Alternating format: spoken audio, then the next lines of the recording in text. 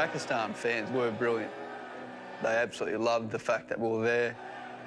Australia were welcome guests, like maybe they'd never been before in Pakistan. You could feel the embrace of a grateful nation welcoming back a key part of the cricketing world. It's our responsibility going to those places that we don't go in entitled. We should learn about kind of what's happening around us over there and how special those tours are. The good vibes around that tour were certainly seasoned on that first day by the news of the death of Rod Marsh.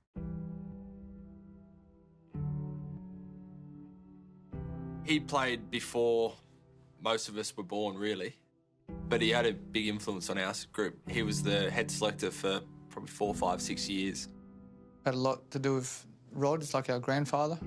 Always took time out to talk to my girls. Him and Roz were always on tour. Lovely couple. I got along with Rod really well. Didn't agree with his selection a lot of times, but I loved Rod for who he was. The first test, it marks Rod's passing in the morning at the ground, a lovely simple ceremony. We're driving back when the news came through, and at first you just didn't believe it. It was like the whole world came to a stop.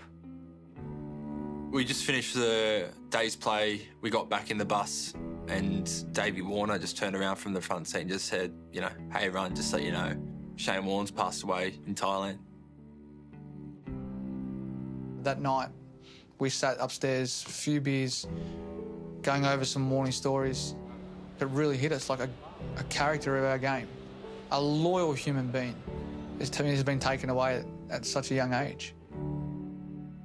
When I think of Warney, I think of my childhood growing up, and you think of the great Aussie team, and he just epitomised everything about Aussie cricket that you loved.